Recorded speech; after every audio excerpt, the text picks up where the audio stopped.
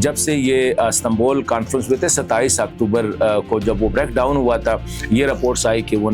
جو ہے کامیاب نہیں ہوئے اور فیلئر کا شکار رہے۔ اس کے بعد اگر ہم دیکھیں تو کراس بارڈر انفلٹریشن جو ہے، یعنی وہ جو تشکیلیں آتی تھی، جس کا ایک یوفیمسٹیکلی ورڈ یوز ہوتا ہے تشکیلیں تحریک طالبان پاکستان کی، اس میں کمی نہیں بلکہ ابھی تک کوئی تشکیل رپورٹ نہیں ہوئی ہے۔ تو یہ ایک ہم تو سمجھ رہے تھے کہ ایک اچھا کانفیڈنس بلڈنگ میئر ہے، نمبر 1۔ دوسرا یہ ہے کہ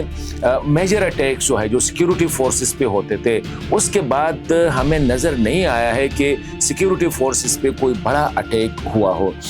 جو واقعہ ہوا، پاکستان نے تو یہ لائن ڈرا کیا تھا کہ کوئی بھی اٹیک ہوگا تو پاکستان ریٹیلیٹ کرے گا۔ ابھی 2 امپورٹنٹ اٹیکس ہوئے ہیں، ایک وانا میں کیڈٹ کالج پہ، وہ جو میں کہہ رہا تھا کہ تحریک طالبان نے سیکیورٹی فورسز یا جو لا انفورسمنٹ ایجنسی ہے اس پہ کوئی میجر اٹیک نہیں ہے، جگہ جگہ سے پولیس اہلکاروں کو اغوا کیا یا ان کو تشدد کیا یا ان کو شہید کیا، وہ رپورٹس آئی ہے، لیکن میجر جو ہے کوئی نہیں ہے۔ بلکہ ان کے خلاف جو آپریشن اگر ہم دیکھیں ڈیلی بیسس پہ، جو وزیرستان سے خبریں آ رہی ہے، باجوڑ سے آ رہی ہے، یہ جو خیبر ضلع خیبر سے آ رہی ہے، تو ہم دیکھ رہے ہیں کہ ان ڈزنز جو ہے ان کو ایلیمینیٹ کیا جا رہا ہے، لیکن ان کی طرف سے حملوں میں کافی، اور یہ ہے کہ وہ جو افغان ایلیمنٹس تھا وہ بھی نظر نہیں آ رہے ہیں۔ تو ہم سمجھ رہے تھے کہ شاید طالبان نے کوئی کچھ بڑا کیا ہے بیہائنڈ دا سین، پبلکلی وہ میڈیا سے چھپا رہے ہیں۔